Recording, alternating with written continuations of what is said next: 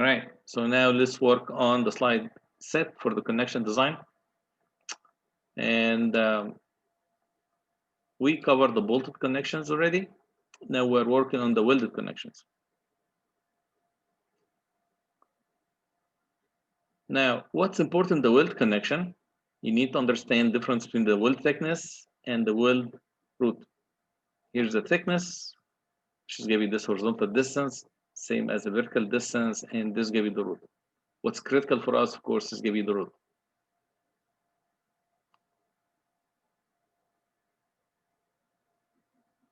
Now, when it comes to here to fillet design, this gives you the effective thickness of the weld. This gives you T weld. The effective will give you the root thickness. It's going to be equal to 0.707 TW.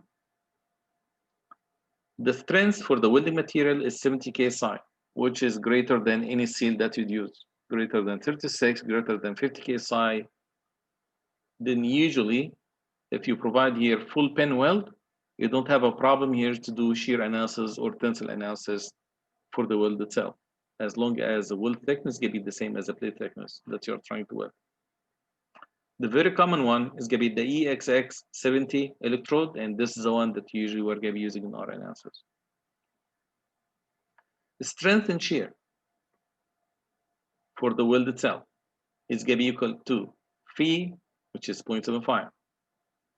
0.6 times Fy is going to be the effective strength that you use compared to the yield strength when it comes to shear. So you usually say 60% of F sub y multiplied by the thickness of the welding material. Now let's put here all the numbers together. It's going to be 0.75 for the phi factor, 0.6. It's going to be a reduction factor for the yield strength. And shear, 707 times TW is going to be the effective thickness. It's going to be the final thickness that you are going to be using in our analysis.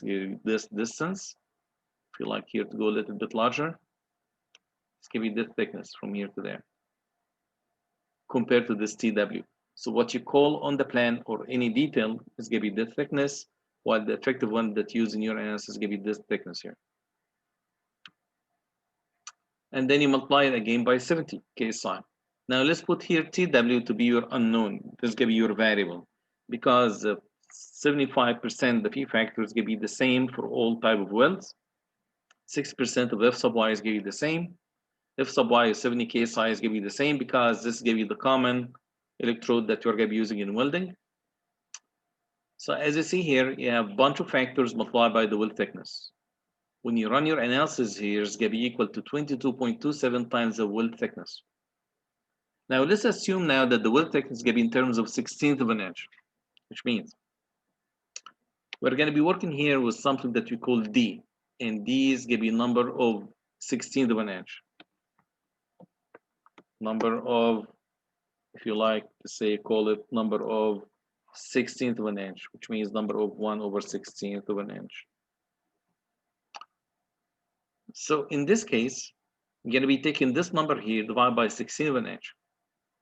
So for each weld thickness of 1/16 of an inch, the strength is going to be 1.39 kip per inch in the other direction. Not very clear to me. So I guess, okay, let me go back here one step. I'm going to say if this weld thickness, so I'm going to put here some assumption for quick numerical example. I'm going to say if the weld thickness, which means TW, equals 1/16 of an inch, what's going to happen? And for 1 inch perpendicular to the screen, because now also you have the weld length and thickness, right? I'm going to say here PRN, which means the strength of the weld. I'm going to say here PRN equals 1.39 kip per inch per 1/16 of an inch, if this makes sense. So the number becomes here much simpler. So I'm going to say the strength of any welding material, like fillet weld, the way I'm doing it here, is going to be 1.39 kips per inch, normal to the screen, per 1/16 as a thickness. So someone's going to say, how about if I have 1/4 of an inch weld? I say, okay, 1/4 of an inch weld. You can say if the weld thickness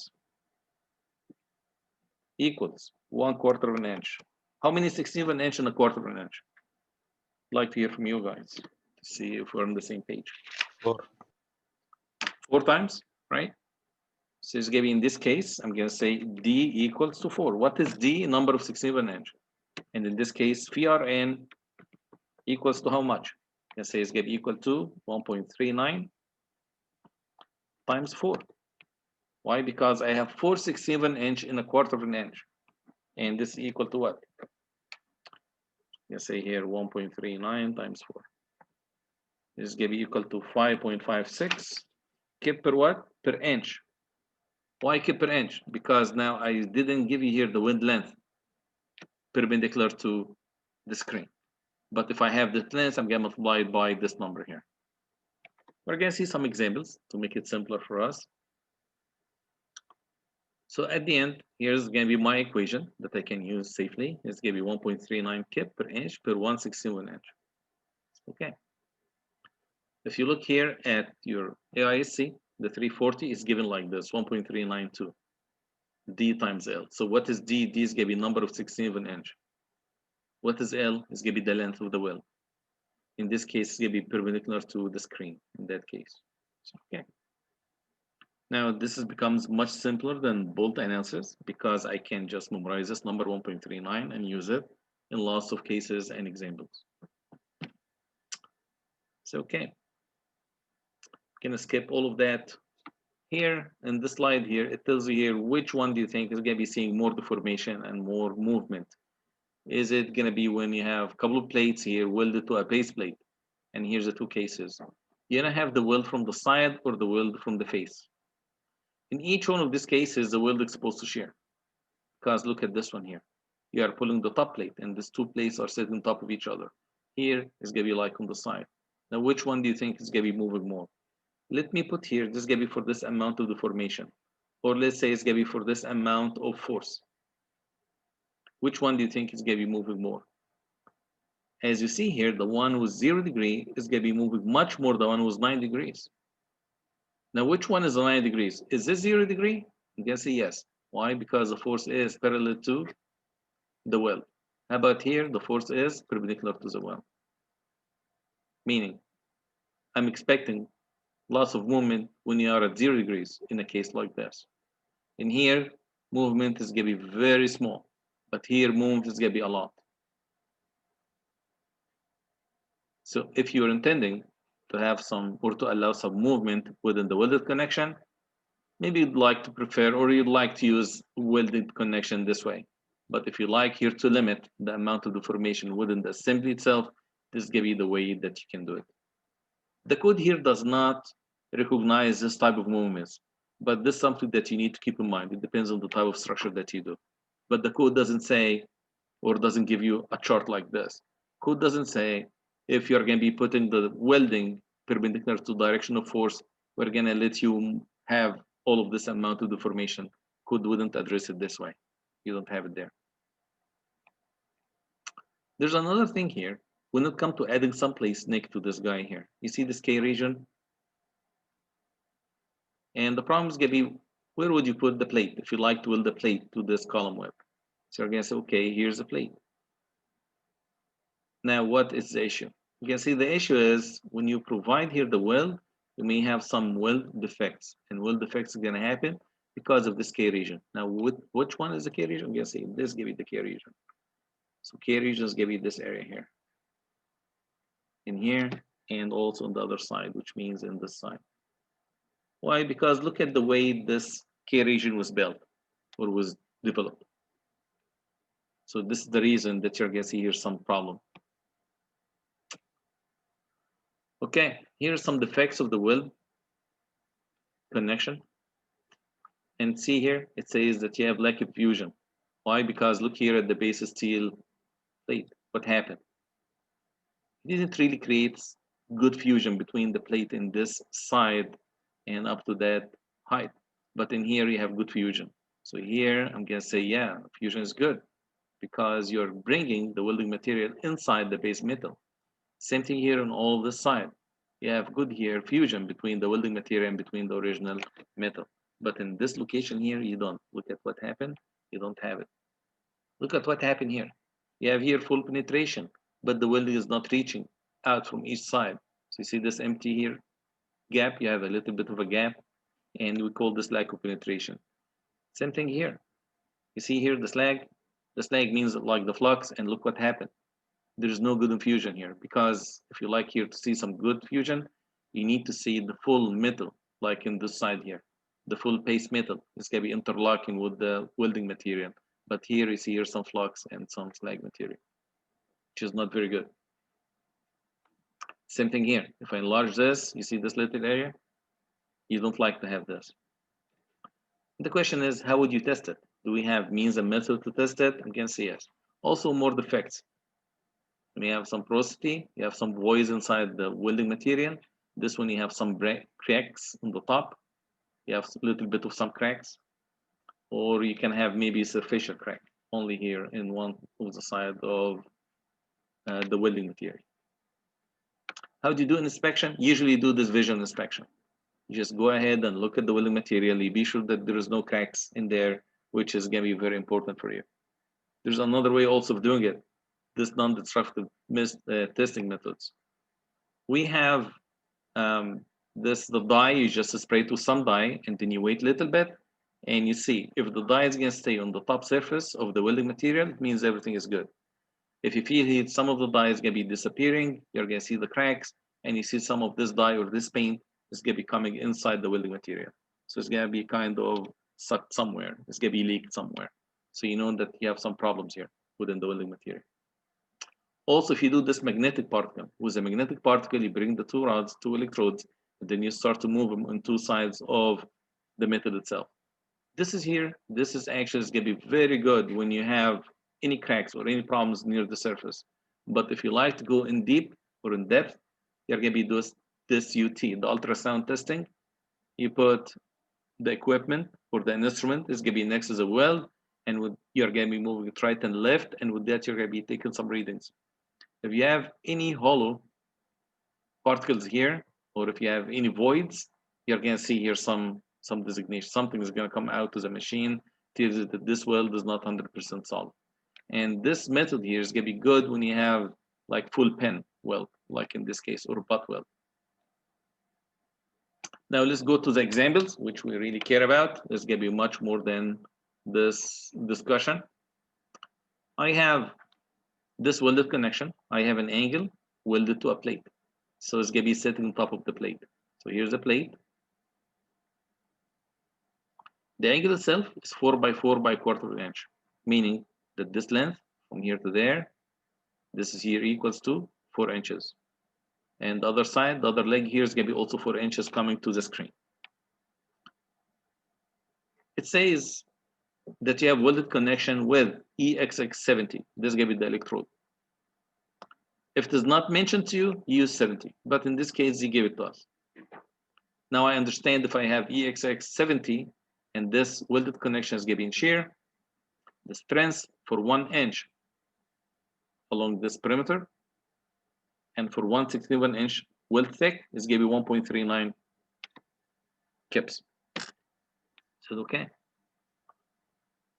It shows here this length for this overlap is going to be 6 inches. And this length, I understand, is going to be 4 inches from the leg dimensions, the leg size given to us. And therefore, this also length is going to be 6 inches. This means here fillet weld. And this gives here the thickness of the fillet weld. It says here 1/4 inch. And it's going to be in one side. That's why I have this triangle in one side only. Then I have 3 arrows, which means this length is welded from here to there. So I guess I can use this. I can say from here to there, this is welded. And also this is welded. And also this is welded. In other case, you may see also this side welded, right? But in this case, I don't have it. So in some other cases, you may see also some weld, line weld, like fillet weld. It's going to be along this side from the back of it, not from the top of it. And the length, all of this length, I'm going to say I have here 6 inches plus 4 inches plus 6 inches. I have total of 16 inches of the weld. And here we go. Total length is going to be 6 plus 6 plus 4. Where's it come from? Here's 6 inch plus 6 inch plus 4 inch. Total length is going to be 16 inch. Now, how about the weld strength in this case? Total weld strength for the connection. Let's say total weld strength is going to be 1.39. Again, it's going to be kip per inch per 167 inch. So I have 1.39 kips. Yes, per 67 inch. Now I'm going to multiply by 4 because I have 467 inch in the quarter of an inch times the total length of 16 inch of weld material. And with that, I have roughly 89 kips as a strength of the entire assembly here in weld. Any questions?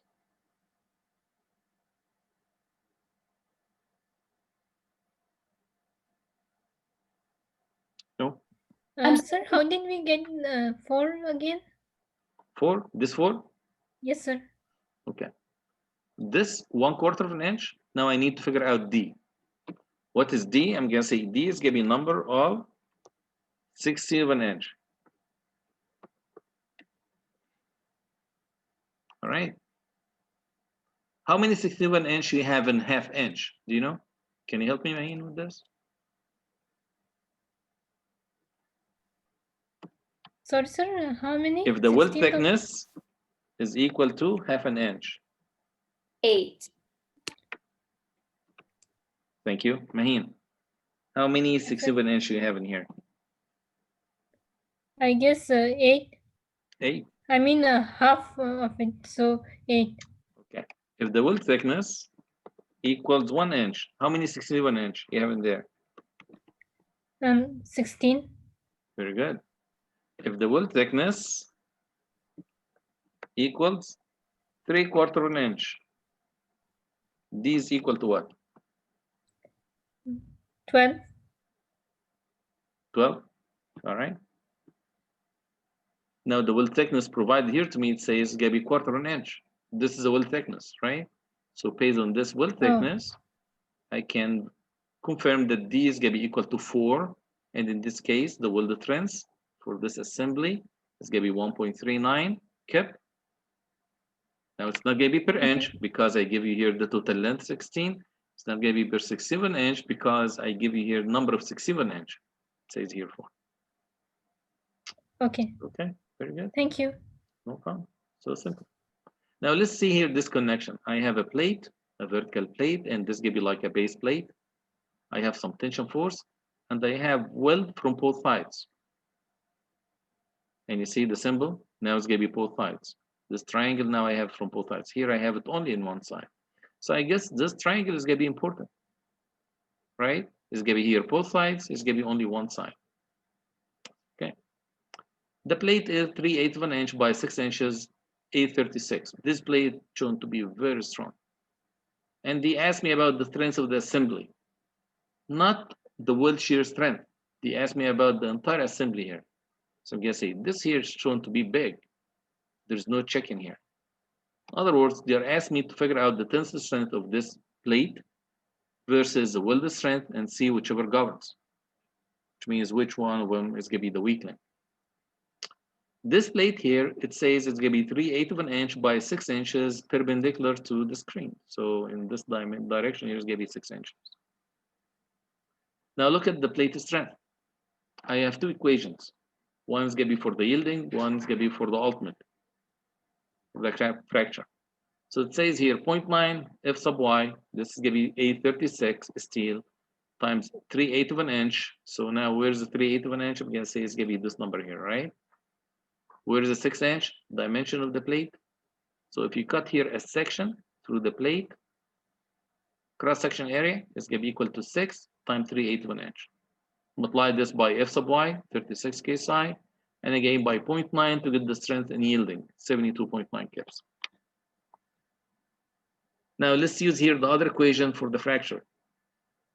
The ultimate strength is going to be here 58, 36 and 58 for F sub u. And A net, in this case, I don't have any holes because there is no bolted connection. So I can just use the same cross-section area. And of course, the phi factor is going to be slightly less. It's going to be 0.75. Now the strength is 97.9. Now, which one controls? I'm going to say this number here controls. When you compare this to this, Let's say now wait. Now let's add here also the welded strength. Now this plate here means from this symbol that the entire length of the plate perpendicular to the screen is gonna be welded, which means now weld length is gonna be 6 inches from this side and 6 inches from this side. This is the reason that when you look at this equation here, see it says 2 times 6. So 6 inch is gonna be the length of the weld from one side, 2 because you have 2 sides. 1.39 is the strength, as it says here, 1.39 kip per inch per 1/16 inch. So now I understand where is this coming from, the 1.39. Now the question is, where is the 3 coming from? Aheen, where is the 3 coming from again? The 3 is coming from 3 by 16 because Yeah, it 3/16. says Very 3 good. parts of 16 of an inch. Good. How about 2 sides? Do you think I used here 2 sides of the weld or just I used 1 side? I think there should be 2 sides. So I should multiply again by 2, or 2 is already included in here in my equation? It's already included in the equation. Okay, very good. Because I have used here this 2 inches or this 2 sides. So some people would like to say, well, in this case, I'm going to have here 3 times 2. I have 6/16 inch. So my D equal to 6. And then I'm going to say the length is going to be only equal to 6 inches, which is also fine. So it's going to be either way. Should be good. All right. Now, some cases, I mean, when you look here at the application of this force to the welded connection, you see that you have direct shear. This reminds me here also is a bolted connection. In many cases, we have just direct shear. There is no eccentricity on the weld or on the bolt. Now, in this connection here, I have some eccentricity on the welded connection. Now, if you imagine here that you have this plate that sticks out like a cantilever, and then you have this force. So this force is creating a vertical force. If you'd like to transfer this force from here to there, it's going to be having here a vertical force plus some moment, and the moment is going to be coming this way, right? Moment is going to be coming this way, clockwise. It's going to be causing some rotation. And this moment is going to be equal to, if you like to call this M sub U, is going to be equal to F sub U, this ultimate force multiplied by E. What is E? The eccentricity, the amount of eccentricity that you have in here. Which means that you're going to have a moment, this force is going to be transferred as is, plus some additional moment equals to the force times the eccentricity. Now, let's imagine here that you're looking from this way. You'd like to see what's happening. And say, here's what's happening. Here's a plate. And now you have the weld in 2 sides of the plate. So I'm going to have here one weld line, and here's the other weld line. I have one force coming down, like a shear force. So I have shear force. Plus I have this moment. This moment is creating tension on the top in this section. It's going to be under tension, and this side here is going to be under compression. What's creating this is going to be the eccentricity. So this side here is going to be under tension, and this side again is going to be under compression. So the weld here is supposed to combine forces. You're going to have direct shear, and also you're going to have tension on the top. Why? Because this moment is creating tension here, and compression in the bottom. It's going to be coming like this. So someone's going to say, how about this arrow? What is this arrow for? You can say this arrow, I put it there to say I'm going to be cutting a section and looking this way. So this arrow is not for a force. Now, this is going to be kind of complex case that you'd like here to analyze. So the analysis of this is not going to be as simple as the analysis of this example. In here, we have direct shear. I can just figure out the strength right away from this equation. But in here, the weld strength or the weld itself is going to be exposed to some shear force and some tension. And here's going to be exposed to compression. So it's going to be combined stresses. So for that, we have a table. In the ISC steel manual, we have this table. This table didn't change between versions of the code. Let's look here at the table and see what factor you are going to be reading off this table. The factor is called C. So in the past, we have very similar table to this. It was about the effective number of bolts. Here, I don't have effective number of welds. We don't have anything like this. But instead, we're going to have this factor C. So factor C, we're going to be using it to determine the weld strength for eccentric connection. What do I mean by eccentric connection? I can say connection like this. Okay. Let's hear the equation. The equation says phi Rn. Where's the phi? Oh, I don't see it. But in order for me to use it, I need to say phi Rn. And how much is Rn? Only Rn is going to be equal to C times C1 times D. What is D again? Anyone recalls D? D is what? Number of 16. 67 inch. It's right here. Look at this. So I'm going to say number of 16.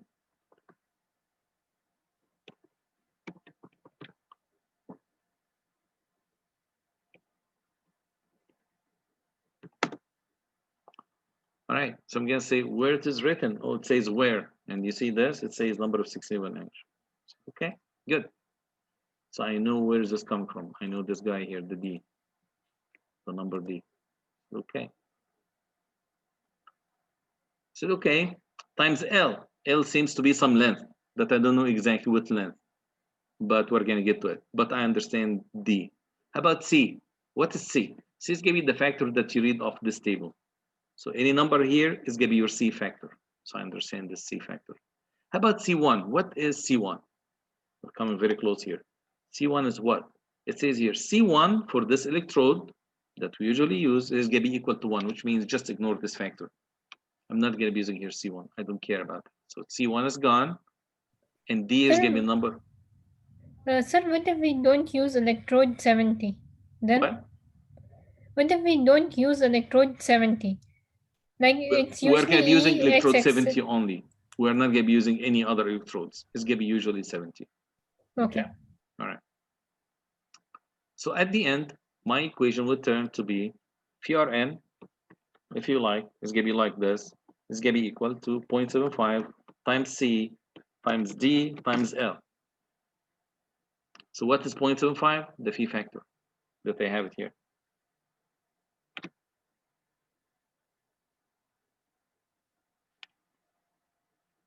So I have the phi factor times the C, the coefficient of this table, times D number of 67 inch times the welded length. Okay, now we are talking about eccentric connection. So let me look here at this graph and see what is covered with this. All right, we have two figures, as we see here. One of them is like 3D, and the other one is going to be like 2D. So this one is going to be like 2D analysis, as if I'm doing here 2D analysis. And this one looks like 3D. You see here these two welded lines? They're going to be in one surface, and this point load P is going to be at some eccentricity of E sub X.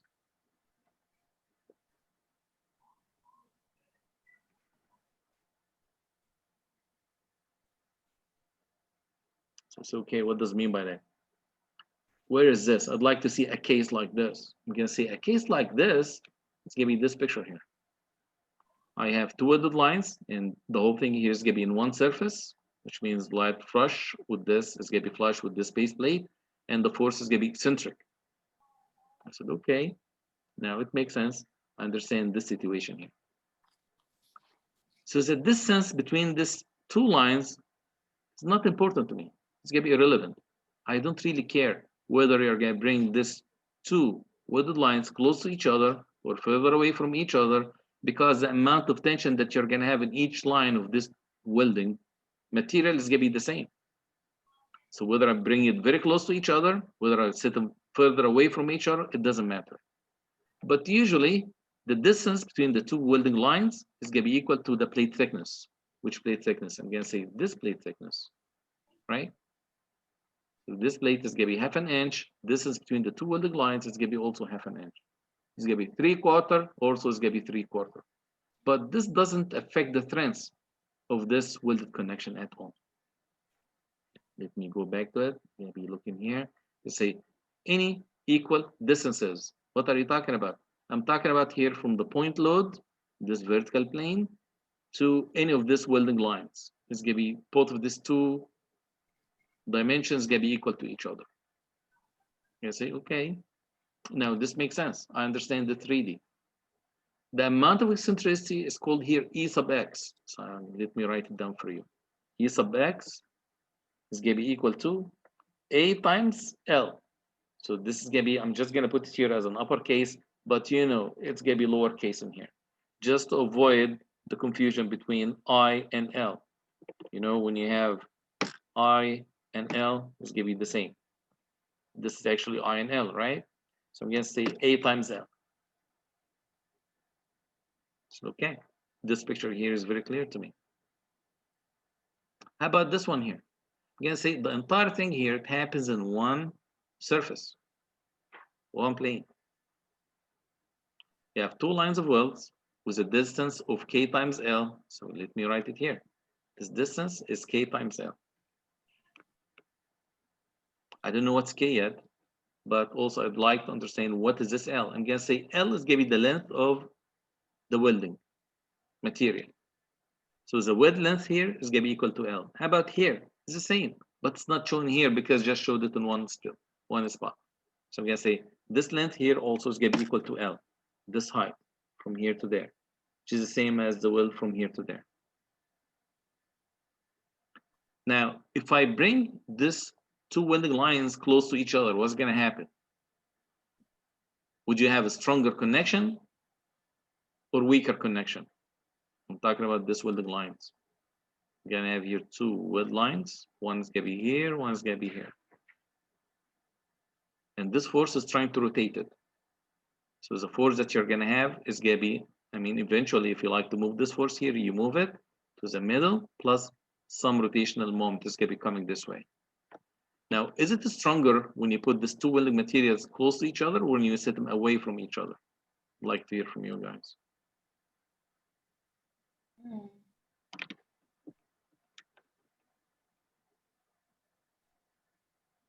Let me give you another example.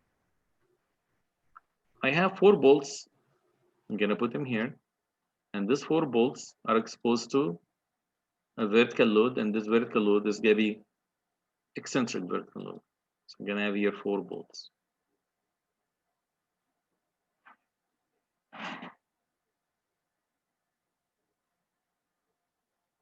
Okay.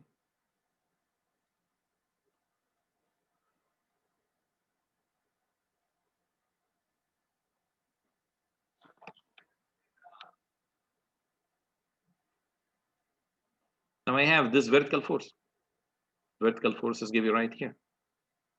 Center of rotation is gonna be right here in the middle. If I may draw here 2 lines. Let's say that you're doing this design, and all of a sudden you're in trouble because of these bolts. Now you have the option that you can move these 2 bolts. If you like, you can just move these 2 bolts and move them this way. Would that make the connection stronger or weaker? Stronger. How is that? Can you explain because that? Because the moment couple has a strong, bigger arc. You mean for the resistance? Yes. Sir, it will make Right. it stronger because the eccentricity will be reduced. Eccentricity is the same. Eccentricity is gonna be from here to there. Eccentricity is the same. I think it'd be weaker because now the right side bolts are seeing more of the load and you get less of a group action maybe. Okay. I'd like to have here more input from you guys.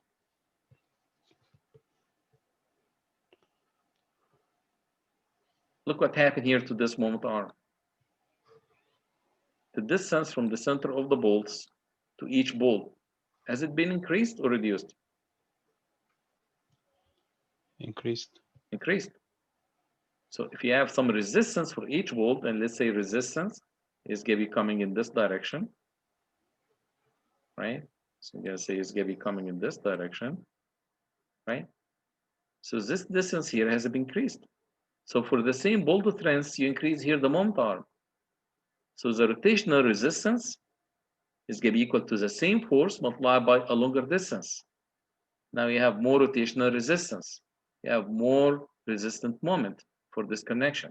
So when you set these 4 bolts away from each other, you're going to be gaining more strength for the entire connection. Same thing here. If this is going to be the 2 weld lines, you're going to start here to move them a little bit further away from each other. It means the strength of these 2 weld lines is going to be stronger.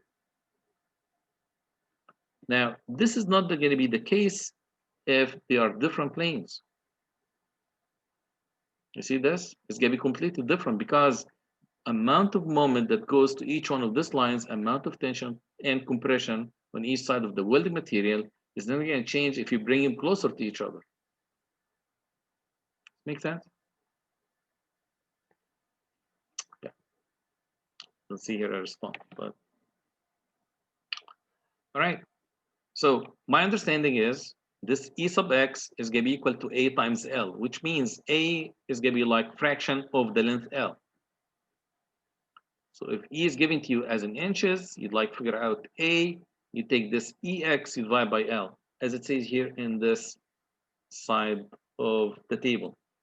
It says A is going to be equal to EX divided by L. So if the length L is 9 inches and EX is going to be equal to 3 inches, your A value is going to be equal to 1/3.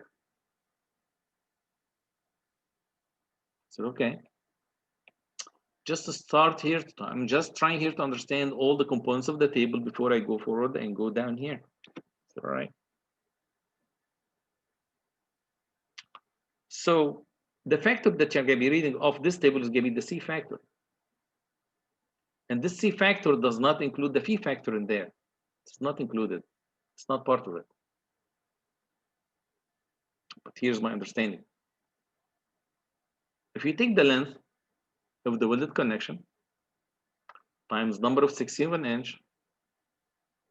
times 1.39, this would have given me the final total strength of the welded connection if this had been in direct shear, including the phi factor. So why did I bring here the 1.39? Because at certain point, I'd like to compare between this table and between the 1.39 thing that we have been using. I have been using this 1.39. I said it's going to be for direct shear. I would like to confirm that this table makes sense and the values also make sense for us. This is why I bring it in. I said here, the strength that we are used to for the direct shear, it says 1.39 times D. Let me go back to it. I'm going to say here the strength is going to be equal to 1.39. What's wrong? I'm going to put it here. It's going to be 1.39 times D times L. When I said here 1.39 times D times L, would the phi factor included in here? Just wondering. Was the phi factor yes or no? Yes. Okay. I confirm this for you. And here I was trying to find out the strength of the welded connection. I just used here 1.39. I did not include additional phi factor in the welded strength. Let me take you back here to my equation. It's right here. Look at this. The 1.39 includes the phi factor. But this C factor of this table does not include the phi factor. The phi factor is outside of this equation, right? So it is not included in the C factor. This C factor is a pure factor and needs to be multiplied by 0.75. We'd like to do comparison between this table and between the 1.39 thing. Okay, good. So how do you use this table here? I'm gonna say, let's say that you have a case like this. All right, this is gonna be my case. And would like to use the table. I say, okay, what information that you're gonna have available? Say the information I have available is gonna be the weld thickness. What weld thickness? I'm gonna say meaning the D, number of 16" If I said 1/4 inch, is gonna be equal to 4. D is gonna be equal to 4. Now here's the question. If I say here 1/4 inch, and I have here 2 lines of welds, should I use D is gonna be equal to 4, is gonna be equal to 8? Is this clear here? Let's say, look at this. It says number of 7-inch in the filled weld thickness. What thickness? Is it combined thickness or thickness of one side only? So I'm gonna add here a note that I want you guys to keep this in mind, or maybe to add it to your table if you like. I'm gonna say this is gonna be number of 67-inch of the fitted weld on one side only. So this is gonna be the number of 67-inch of one side, which means if someone says here, I'm gonna have quarter of an inch here, quarter of an inch here, your D factor is gonna be equal to 4. If someone says, I'm gonna have here half an inch, it means that you have total of 1 inch. And therefore D factor equals to 8. 8, exactly. Because you just care about one side of the weld connection. This is what you need to do your D for. But the final answer here, the final strength is gonna include both sides, which means a factor of 2 is already included in the C factor. It's included, embedded in here. So you don't have to worry about it. This is one of the very common mistakes that people would do if they'd like to use this table here. They think that this D is giving number of 67-inch of the welded fill thickness. I have quarter of an inch here, quarter of an inch there. It means that I have half an inch. I have now D of 8, and then they go ahead and use D of 8, which is too bad. It doesn't work this way. So, okay. What other factors do you need? You need to have the length. You see this length, the height of the weld, you need to have it. What else? You need to have the eccentricity. Yes, let me go back here one step. What eccentricity? This eccentricity here, you need to give it to me in inches. Okay. Now, if you have the total length of the weld and you have the eccentricity, you can figure out the A factor. A factor equals eccentricity divided by the length L. So what do you need to do after this? You go here in this table. You say, let's say A is equal to 0.25. I said, great. Now I know A is going to be equal to 2.25 quarter. I'm going to be in this line. How about K? I'm going to say K is used only in this case, which I'm not covering. We're going to be doing this only. And in this case, what is the K factor is going to be equal to? Look at this. K factor equals to, can you please read this? 0. 0, which means this is going to be my column that I need to use. That's it. And your C factor is going to be equal to 3.31. That's it. See this factor here is going to be 3.31. So you don't have to worry about the K factor in our analysis when you have a situation like this.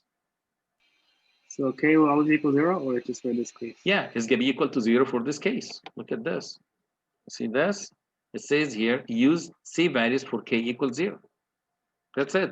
For this is going to be a special case. And usually our connection for a steel beam to a girder, or steel beam to a column, or steel beam to a steel beam is going to be this case. Right? Okay, thank you. No problem. Let's look here at this connection. Say, okay, here's a connection between a beam and a faceplate and a concrete. This embedded in the plate. And this embedded plate, it has another welded plate to it. And this plate is half an inch by half an inch by 9 inch. I'm wondering, where's the 5 inch? I'm going to say 5 inches is going to be this. 9 inch is going to be this one, which means weld length here is going to be equal to 5. The weld thickness on each side is going to be 5/16 of an inch. So my D here equals to 5. L is going to be equal to 9 inches. Eccentricity, the force is going to be coming right here. Eccentricity is going to be 3 inches. Question is, what is a welded connection? How much maximum force that you can apply here at this eccentricity and have a safe connection? You say, okay, let me check this out. Length is equal to 9 inches. E is going to be 3 inches. Yes, eccentricity. A is going to be equal to 1/3. I'm going to be looking here at the A value. I don't have 1/3. I have 0.3, I have 0.4. I can do here interpolation between these two values. Okay. When A is equal to 0.3, my C factor equals 3.09. You see, guys, this? When A equals to 0.4, the C factor equals 2.66. See this? I can do interpolation. For 0.33, how much is the C factor is going to be? It's gonna be somewhere between 2.66 and 319. I'm getting here 295. So okay, 295 is gonna be my C factor. So, okay. Now how about the weld strength? The weld strength is how much? Again, say it's gonna be equal to phi, the 0.75. Yeah, I know this. C is gonna be the 295. Just done it here. 1 is gonna be your C1 factor that we say for electrode. EXX 70 is gonna be equal to 1.0. The D is gonna be 5/67 inch. Where did I get this from? I'm gonna go back here one step. 5/67 inch. It says here 2 sides, which is fine because this table here works when the weld is gonna be in 2 sides.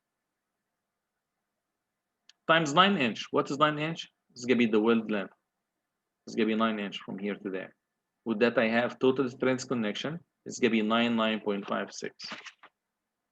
Question is, if there is no eccentricity, see my question here? If no eccentricity, I'm gonna type it here. If no eccentricity, how much is this VRN? Can someone help me with this? Sir, if there is no eccentricity, our value of A will be 0. So for 0, it is 3.71. Value of C will be 3.71, right? Yes, Maheen, go ahead. Let me, yeah. Go ahead, please. It's gonna be equal to what? 1 second. 3.71 into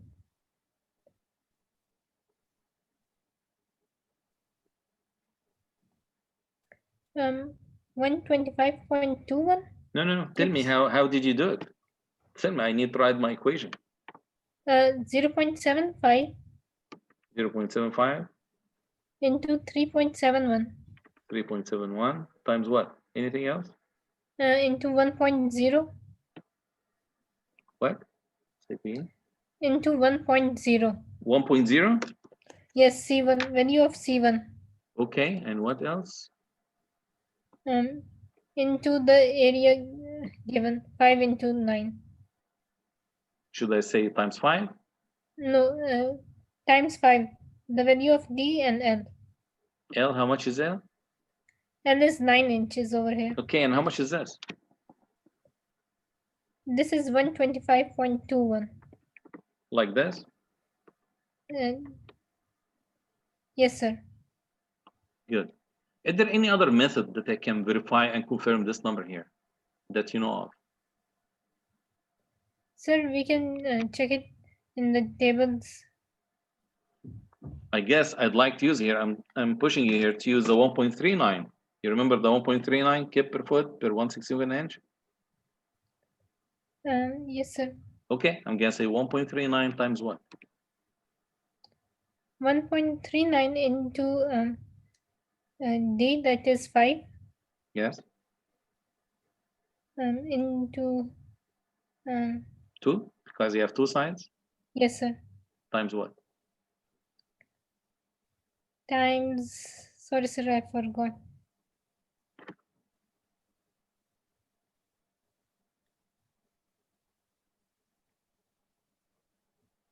Okay. Now I guess you can remember. Yes. 1.39 into the number of sides into then. Times what? What is that? This is the length. So it's gonna be D times L. Okay, so what is missing here? L. L. That How much is is 9. L? 9. How much do you get out of this equation here? You get the same number? 125.1. Almost same number, right? Yeah, real Yes, close. sir. This is very good, actually. So this table here makes sense. Now I understand. This table does not include the phi factor in there. And this table is made for 2 sides of the weld. When you call one weld side only as, let's say, 5/16, it means that you're doing here 2 sides is going to be included in here, right?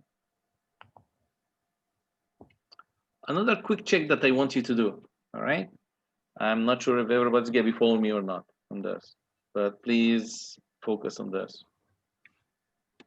All right, I'm going to be taking the 371, divide this by 2, and multiply by 0.75. Can someone help me with this? What number would you get?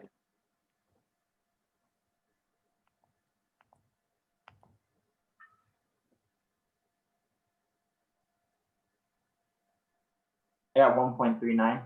Oh, right. Now I guess you understand what I'm trying to do. I'm trying to verify this number here and tell you that this number here, it makes sense. And this is the exact number that we have been using in the other equation. Okay? Okay. All right. Now your midterm.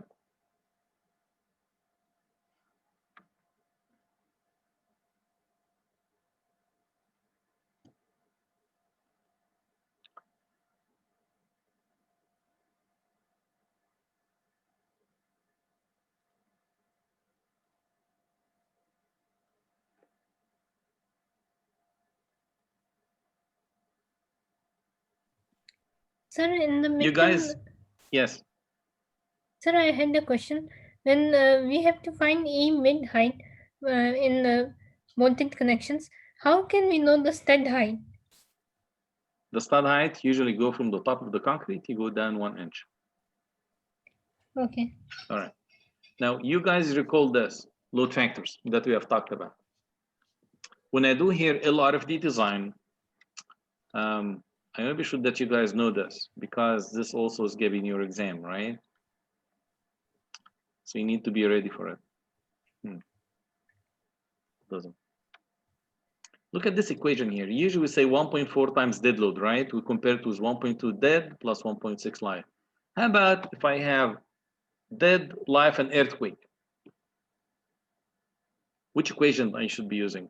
I guess 16.1 is gonna be used, right? 16.2, and what else? What other equation you're gonna be using with it? 5 and 7. 5 and 7, you'd like to use this. You're gonna have live load. Take this F1 usually is gonna be equal to 1.0. Am I clear on this? If you don't know anything about your structure, use F1 of 1.0. Am I clear on this? Yes, Yeah. sir. Okay, everybody here is hearing me. Yes. You don't want to come in the middle of your exam and ask me this Yes. question. Okay, good. All right, so it's gonna be 1.0 times L plus 1 seismic plus 1.2 dead load. So it's gonna be the third equation. So you need 16.5, 16.1, 16.2.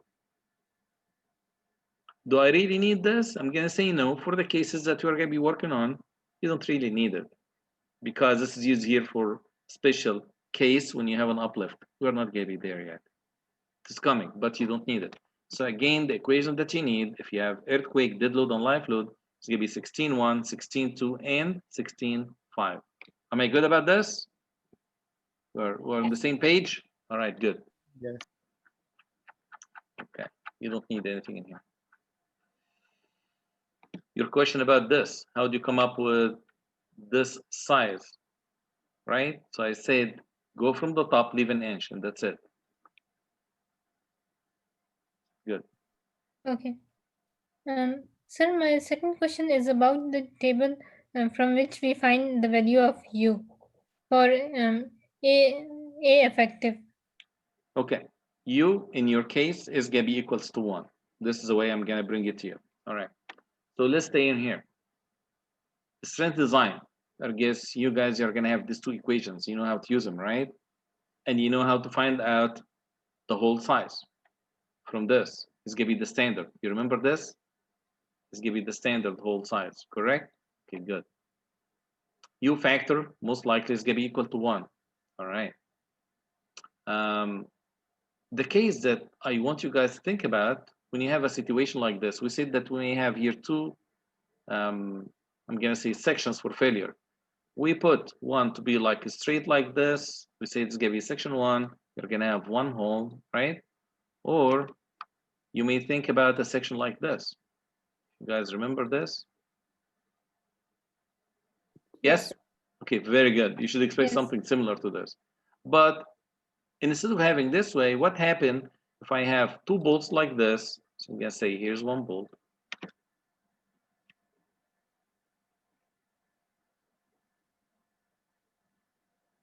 gonna put a third bolt here.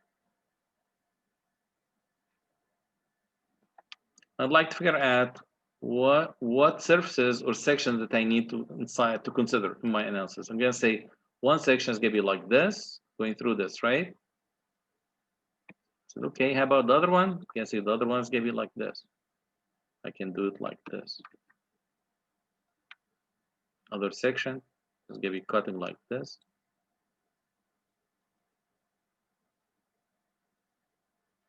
Does this make sense? Yes. So the shear may happen in one of these two sections, and your job is to find out which section is going to be critical. Here's section 1, here's section 2. In this case, it's going to be section 1, and this is going to be section 2. I said, okay, I understand that. How about also if I have some bolts here, and I'm asking you to find out the total strength of the assembly. So we're going to have section 1, section 2. For each one of them, you can do the tensile strength, and then compare it with the strength of the bolts. Now the bolts is going to be in direct tension. Okay. Sorry, sir, can you repeat that? Hold on.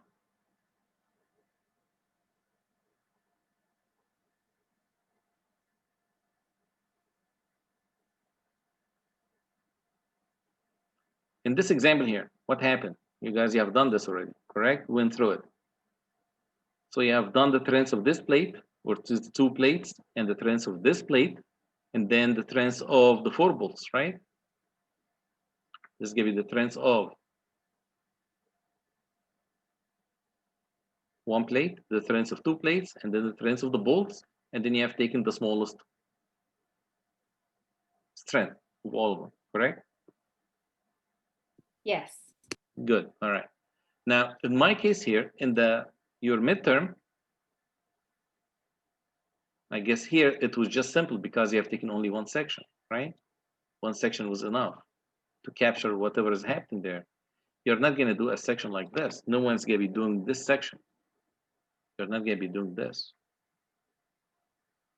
Correct? We'll never do something like this. But in my case here, in the way I give you 3 bolts, you're going to be taking one section to be vertical, the other section is going to be running like this. And also the bolts.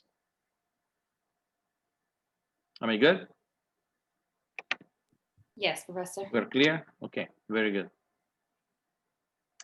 Sir, is slide set number 7 included in the exams or not? What? Slide set 7.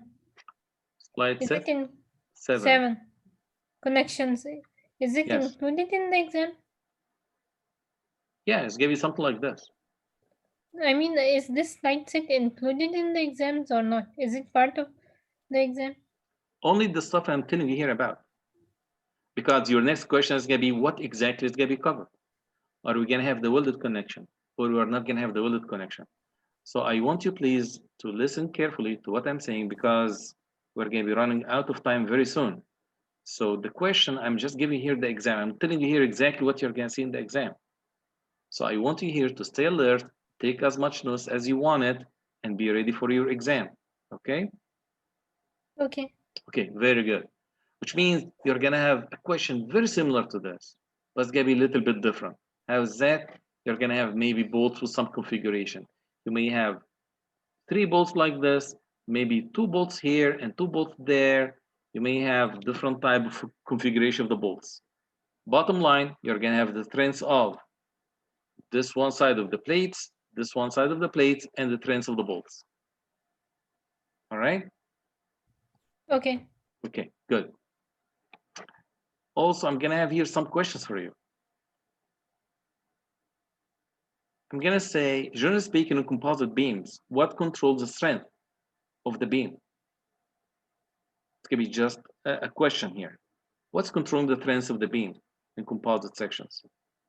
Anyone can tell me what's controlling the composite strength of a beam? The lowest among ASFI, strength of concrete, or the total strength of bolts. Okay, very good. You mean for studs? Yes. Okay. Amount of composite action that you're going to put in there. Another question here, and I'm sure that also you have this in the introduction. I can bring you back here to this introduction. You remember this problem? What was that about? Yes. Oh, this is about the composite. Then all of a sudden you do here an opening next to the beam, right? Do you cut the flange? And once you cut the flange, it means that you don't have here enough composite action. And the trends here is going to be lower than what you have designed for, right? There's going to be a discussion on this.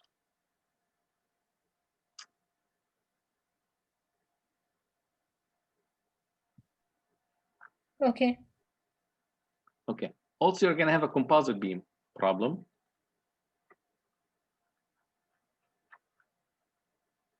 And it's going to be up to you. You can use the table or you can use the analysis.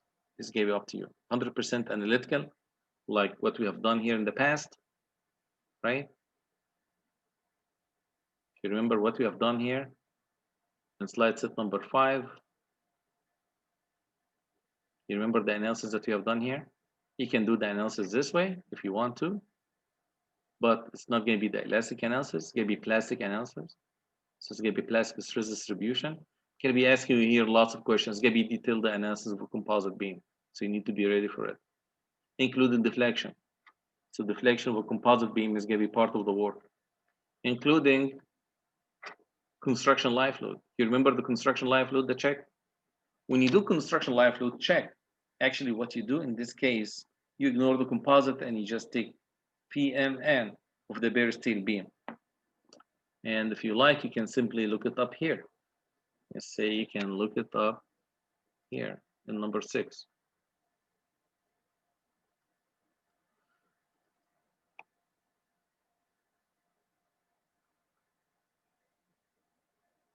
Like in this case.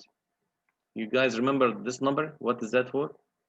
The 240 kfoot, let's say, for this beam. This is going to be PMN for what? For the steel beam only.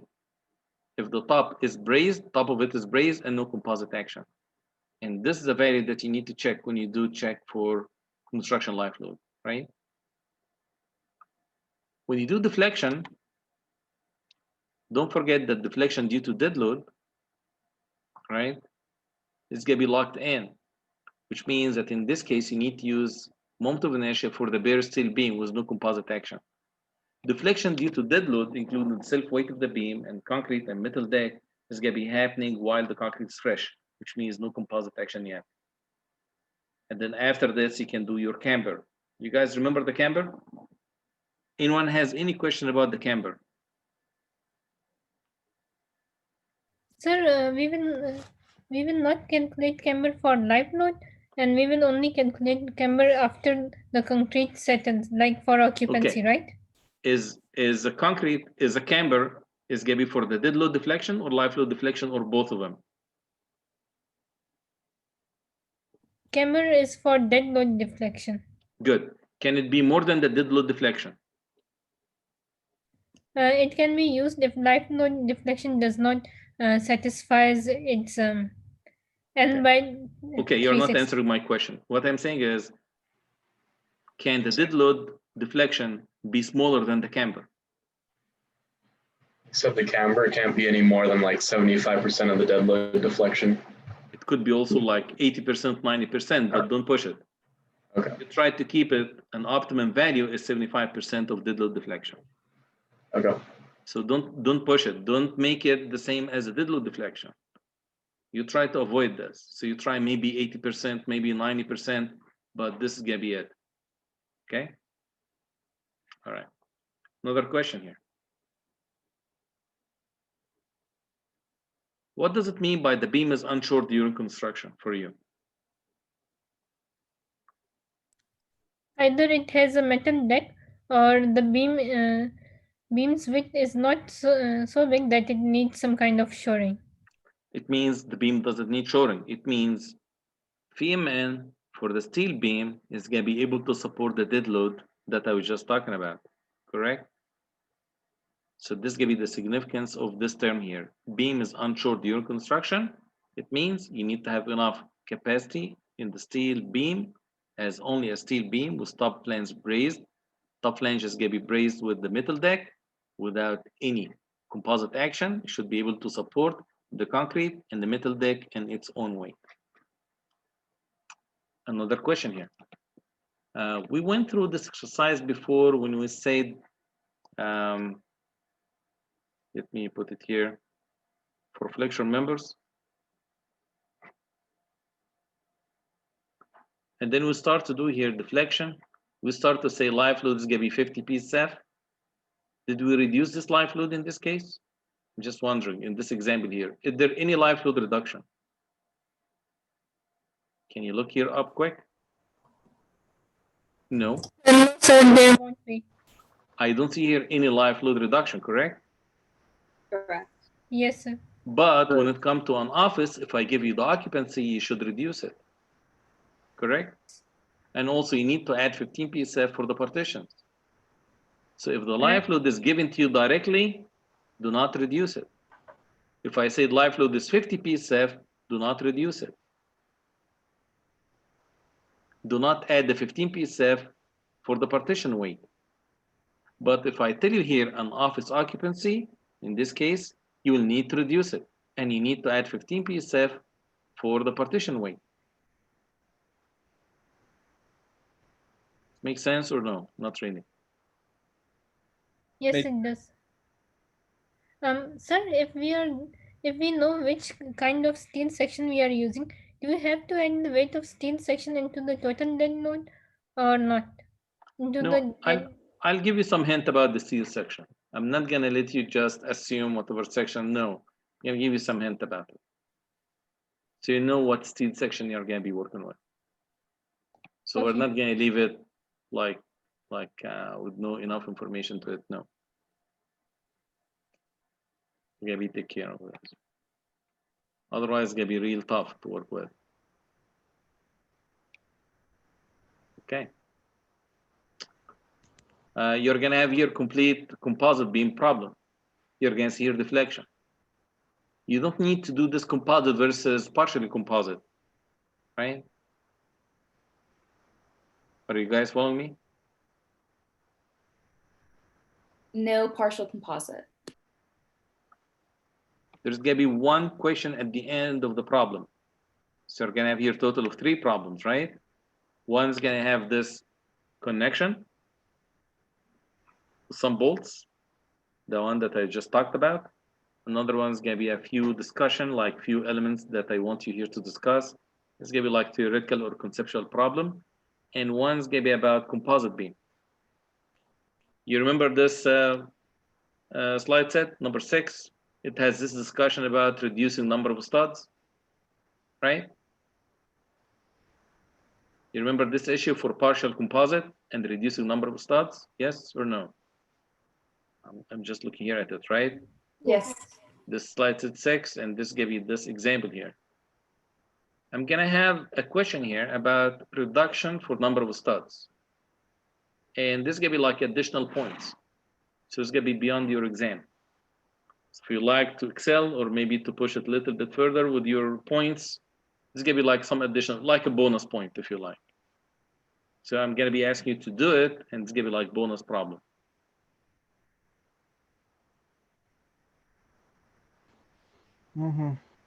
Any questions?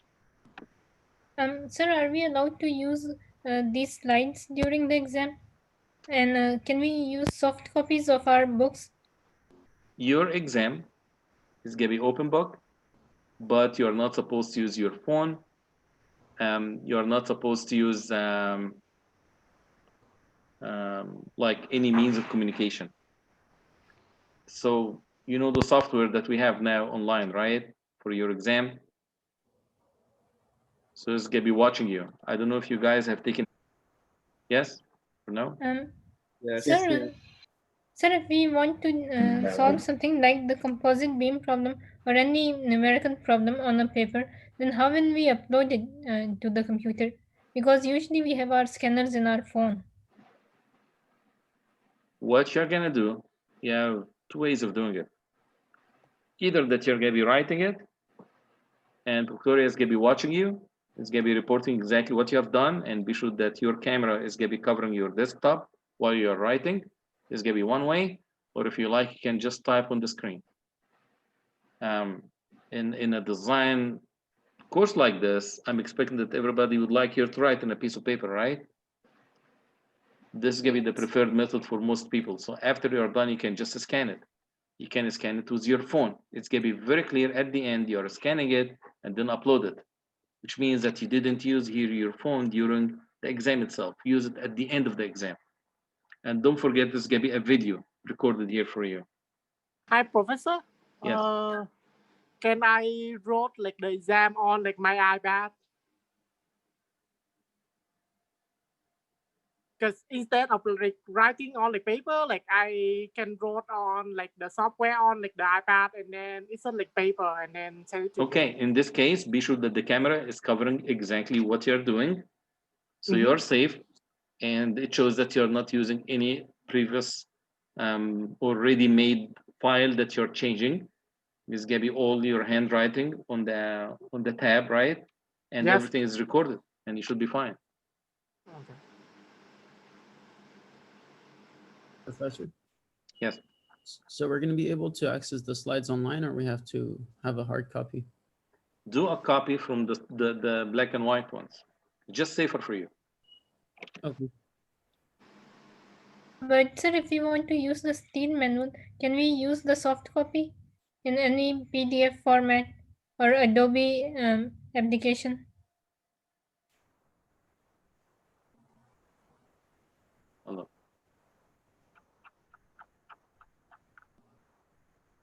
Yes, you're gonna be able to. And don't forget that the software itself is gonna be recording exactly which website you're gonna be visiting. So any internet interaction between you and the computer is gonna be recorded. If you try to use another computer to do the PDF, it's gonna be trouble, because it means that you're using a different type of communication with maybe any other people. So don't try to use this. Use only one computer. And if you have any file, you can open it and you can work through it. Because the exam here is open book, open notes, which means any notes that you have in your computer is gonna be okay to use it. But if you try to use anything online, it's gonna raise a flag.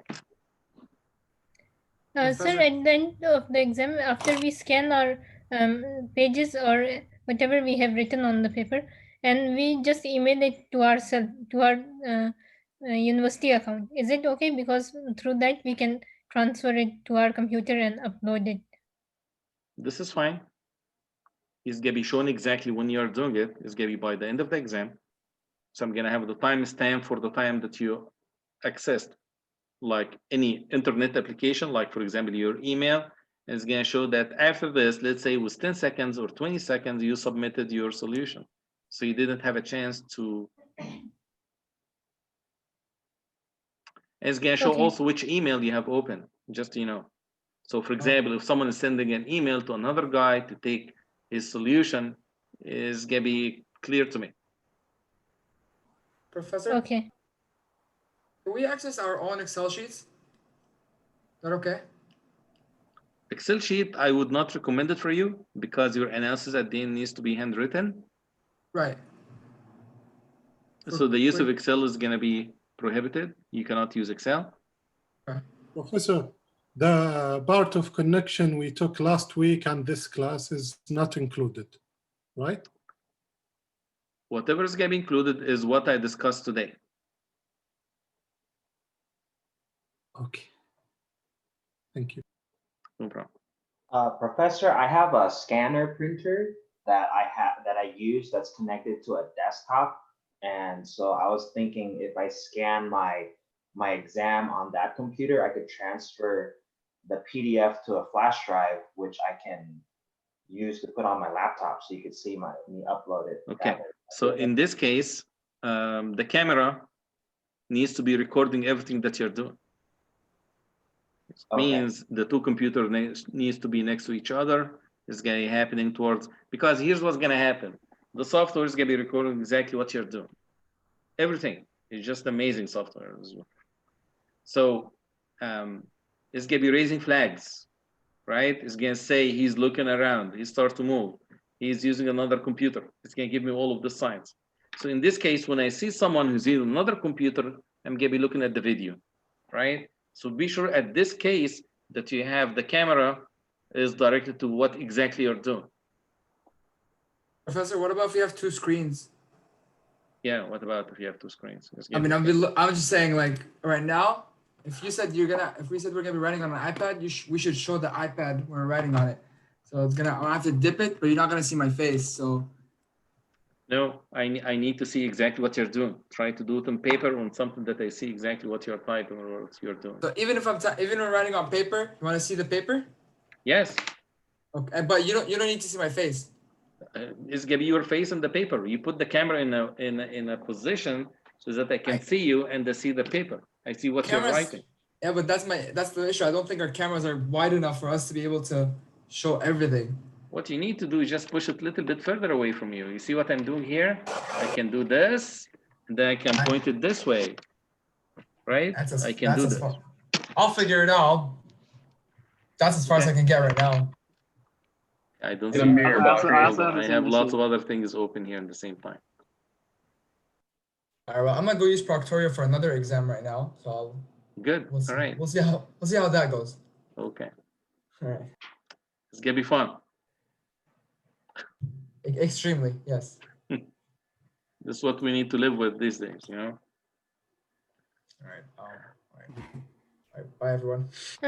Professor, if it's not too much of a problem, can you please tell us about the major steps that we have to do in question number 4 of submitted one? It has been bothering me for a while. Bothering you? Which one? Submittal?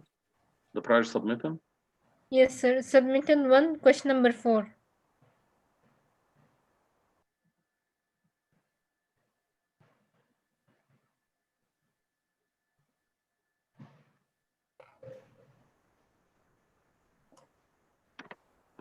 This one here? Yes, sir. What's the problem with this? Sir, what steps do we have to do in it? Like if you Structural can only... design, full composite running between. So you have the Yes, loading, sir. this give you number 1. You have the concrete deck, so you can do the composite properties. And this give you what? This is give you now. You have the beam size, right? This give you the beam size that you're going to be using, correct? Yes, sir. So, And then, sir, first we have to find out about the dead load and live load and total load. Yeah. Right? Yes. Then we have to find out about the 5 You do the M. moment, you do the moment capacity, you do the shear capacity for the beam, then you do deflection analysis, and you can use any tables that you want to use from the IC menu. And that's for pre-composite and post-composite, right? Now, in this case, you're going to have this 20-piece set for the construction live load. This is going to be pre-composite. And then once you have the composite beam, you're going to be checking the full strength of it with the composite. Okay, cool. Thank you. Okay. All right. See you very soon. Good luck. Professor, can we use a calculator on the exam? Yes, absolutely. Yes. Okay. And the steel manual? And steel manual, yes. Okay. Very good questions, Mohammed. Yeah, thank you. Where have you been? I have one quick question, Professor. Do you know if the